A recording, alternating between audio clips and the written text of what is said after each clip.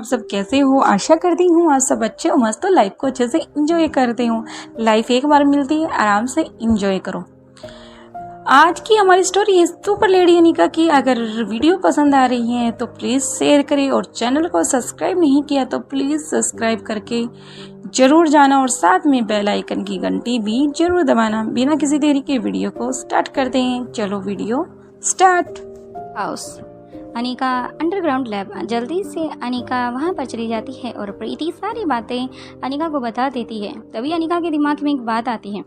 वो समझ आती है कि ये सब सौम्या जानबूझ कर रही है, क्योंकि वो चाहती है कि ताकि उसे नींद का इंजेक्शन की सेकेंड डोज दी जाए एक ही दिन में, जिससे कि उसका जो हार्ट बीट है वो काम करना स्लो कर देगी, जिससे कि उसकी जान जा सकती है। अब अनिका जल्दी से प्रीति के वो कंधे से हाथ पकड़ती है। याद करके बताओ तुमने वो डोज कितने घंटे पहले दी थी? तभी प्रीति कुछ याद करती है और कहती है कि दी मैंने वो 10 बजे सुबह 10 बजे के आसपास ही दी थी। अब अनिका समझ आती है। फिर प्रीति से अनिका पूछती है उससे पहले तूने उसको कब दी थी? अब प्रीति कहती है कि उससे पहले मैं सौम्या के पास नहीं थी, इसलिए मुझे नहीं पता कि भूमि दी ने उसको कैसे हैंडल किया था। अब अनिका जल्दी से प्रीति को वहीं छोड़कर उस कैबिन की तरफ चली जाती है जिसमें पहले से ही सौम्या को रखा गया था। दरवाज़ा खुलता है और ये खुद सौम्या भी समझ जाती है कि अब कौन आया होगा। अब अपनी तीखी नज़रों से देखते हुए कहती है आ गई तुम्हारा ही इंतज़ार चल रहा था और तुम ही आनी बाकी थी। उससे कुछ हो नहीं पाए तो तुम क्या कर सकती हो? तुम क्या चीज़ हो? तुम्हारी माँ की तरह मैं भी तुम्हें तड़पा तड़पा कर मौत के घाट उतारूंगी, जैसे तुम्हारी माँ तड़पी थी। और वो उसकी किस्मत अच्छी थी कि वो उस टाइम वहाँ से भाग गई। अब अनिका को ये बात सुनते ही उसके कान खड़े हो जाते हैं। उसको इतना गुस्सा आता है कि अभी के अभी वह सौम्या का गला पकड़ के उसे जान से मार दे, लेकिन ऐसे में बात नहीं बनती। अनिका अपने आप को शांत करती है। पीछे से रोहित अनिका के कंधे पर हाथ रखता है और उसे शांत रहने का इशारा करता है। अनिका शांत हो जाती है, लेकिन सौम्या अपनी बातों से बाज आने वाली कहाँ थी। फिर आगे कहती है तुम मुझे और दमयंती को मौत के घाट उतार कर और ये बाजी को जीतना चाहती हो, लेकिन तुम्हारी ये गलत फहमी है। अगर हमें मारने से ही ये चीज़ सोल्व हो सकती तो कब से स्वाति मारने से ही तुम्हें शांति मिलती है और यहाँ पर शांति बनी रहती है, तो कब की स्वाति मल्होत्रा हम दोनों को मौत के घाट उतार सकती थी।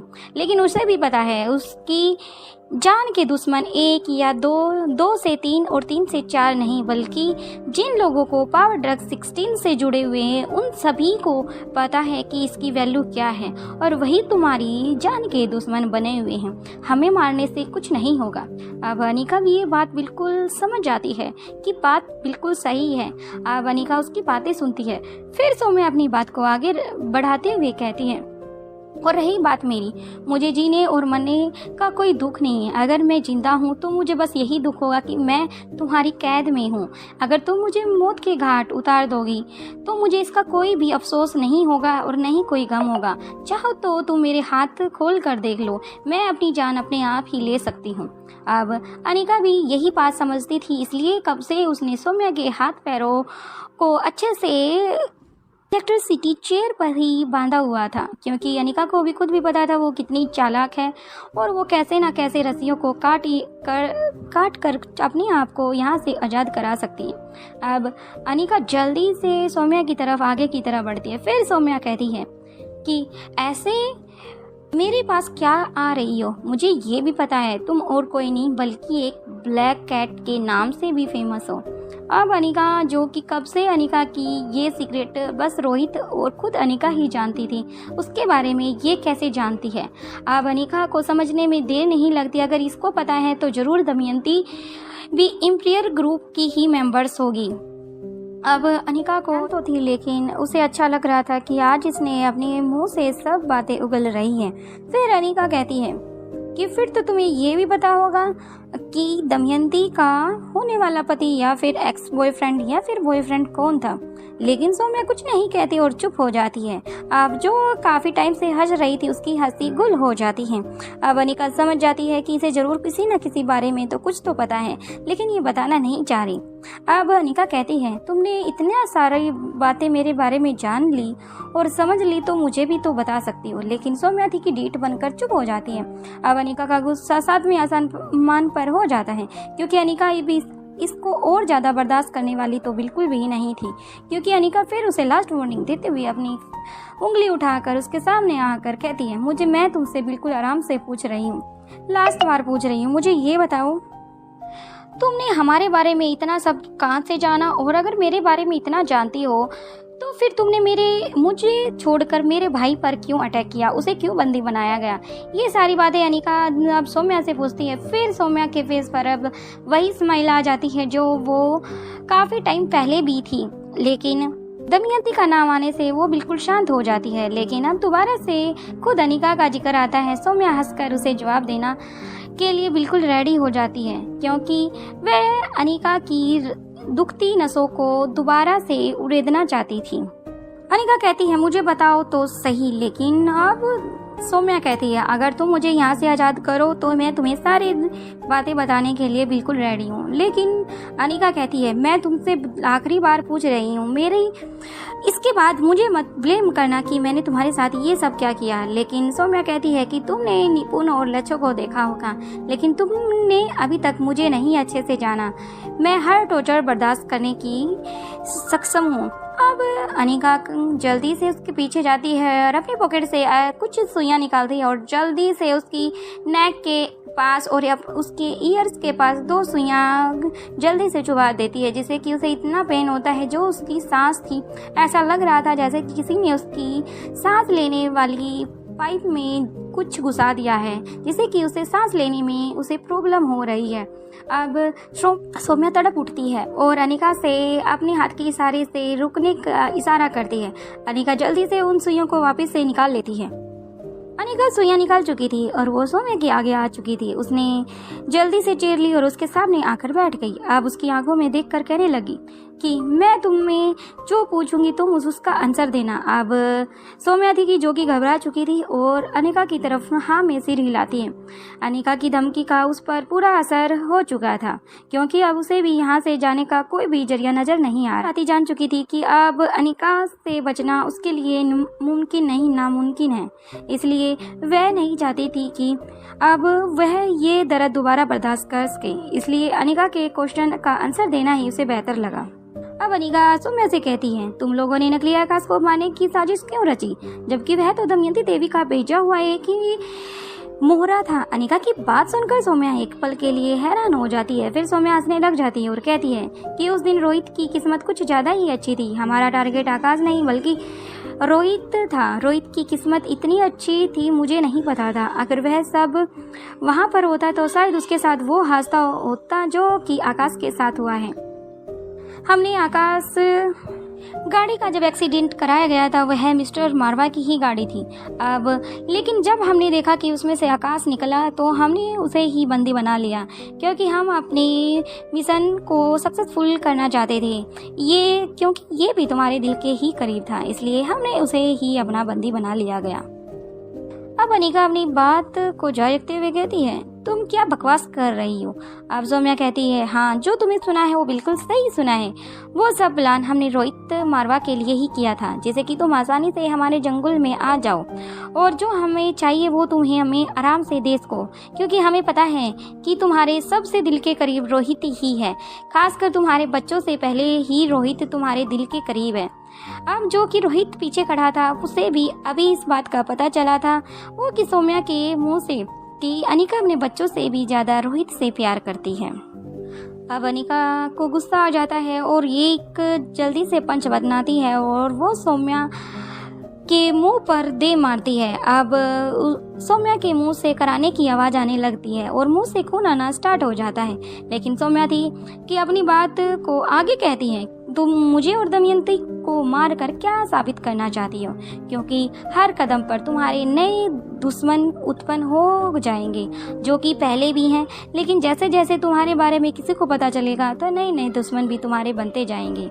इसलिए तो तुम्हारी माँ आज तक छुपी हुई है। अगर वो जिंदा है, उसे भी पता था अगर वह इस दुनिया यानी कि हम लोगों के इस समाज में रहती है तो उसे हर दिन, हर पल, हर मिनट में एक नए दुश्मन का सामना करना पड़ेगा, और वह किसी को मारना नहीं चाहती थी। इसलिए उसने अपने आप को ही अंधेरी दुनिया में रखना ही बेहतर समझा। अगर मेरा मानना है जहाँ तक वो जिंदा है। अब सौम्या ठहाके लगाकर हंसने लग जाती है। अनिका को भी समझने में देर नहीं लगती। उसे आज समझ आ चुका था कि उसकी माँ हम सब के बीच क्यों नहीं रहती, क्यों उसने अपनी बेटी का छोड़ा था, और क्यों अनिका को कहती थी कि काम करना लेकिन अपना दिखावा किसी के सामने मत लेके आना, यानी कि जो तुमने किया है उसको किसी के सामने मत जाहिर करना। अब रोहित की तरफ इशारा करते हुए कहती है, मिस्टर रोहित, तुम्हें पता ही होगा तुम्हारी आकाश का एक्स, जिसे तुम्हारी माँ दिल जान से प्यार करती थी, लेकिन लास्ट में वही खलनायक निकला, और उसी ने ही तुम्हारा किडनैप पहले भी कराया और अब भी एक्सीडेंट का सारा खेल रचा हुआ तुम्हारे जो है उसी का सारा प्लान था। वो तुम्हें प्यार से हमेशा के लिए दूर करना चाहता था, क्योंकि तुम्हारी वजह से ही उसे कभी आशा मारवान उससे दूर हो गई थी।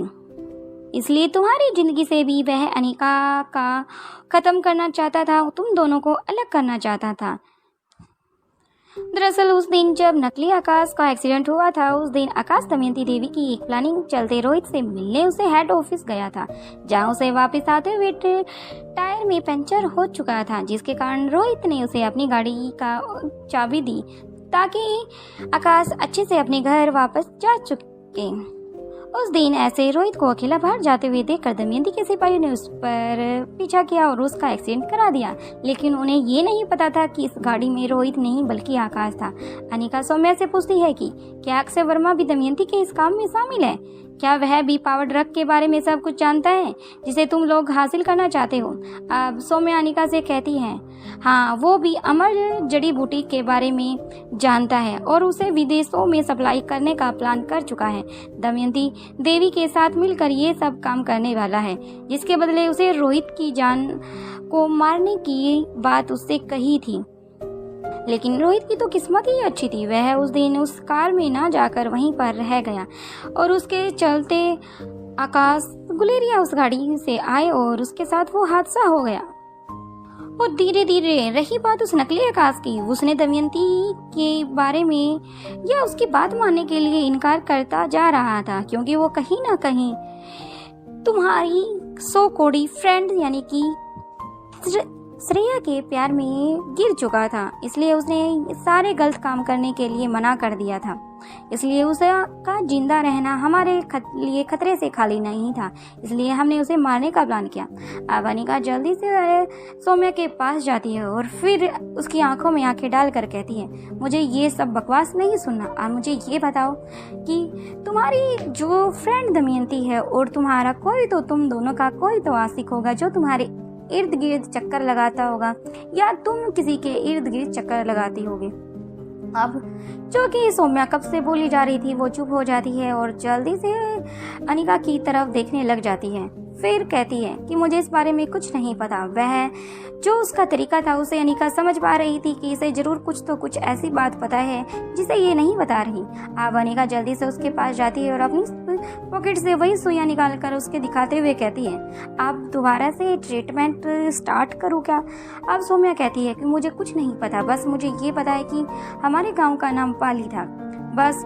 और दूसरी बात, जिस कॉलेज में पढ़े थे उस कॉलेज को तुम अच्छे से ही जानती हो कि वह कौन सा कॉलेज था, क्योंकि तुम्हारी माँ भी उस कॉलेज में पढ़ी है।